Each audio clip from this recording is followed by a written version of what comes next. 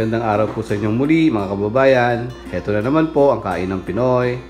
Ang ipipresent po namin sa inyo ngayon ay ang napakatipid at napakadaling lutuing tuna, itlog at kamatis recipe. Heto po ang ating magagamitin. 1 regular canned tuna, 1 small sibuyas Tagalog chopped, 3 cloves of garlic, 1 large size tomato chopped, 2 itlog. Ito po yung mantikang kinuha natin dun sa canned tuna, bali 3 tablespoons po ito, and salt and pepper to taste. Yan po at simulan na natin.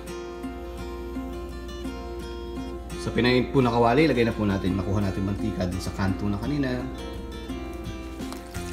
Yan po at pwede na yung ating mantika. Ilagay na po natin yung sibuyas.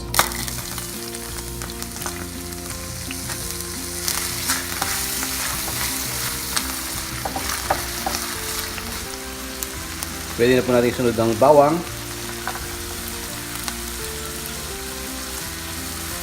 Ayan, igigisa lang po natin.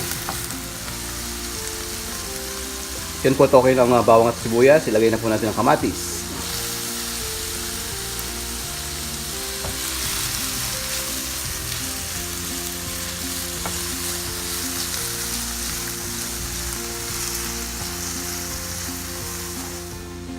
Habang ginigisa po natin yung kamatis dun sa bawang at sibuyas, pwede na po natin batihin itong 2 itlog.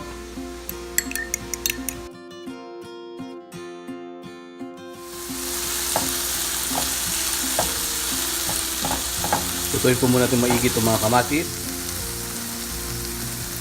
Okay na po ang kamatis, ilagay na po natin ngayon ang yung tuna. Yan yung eggs. Yung binati po natin kanina. Isunod na rin po natin yung salt and pepper. Yan, at haluin po natin.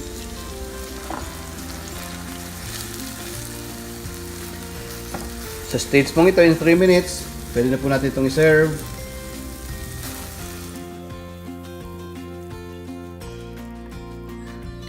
Heto na po ang ating tuna, itlog at kamatis recipe. Maraming salamat po muli sa pagtangkilik nyo sa Kainang Pinoy palagi. Sana na pong kumain.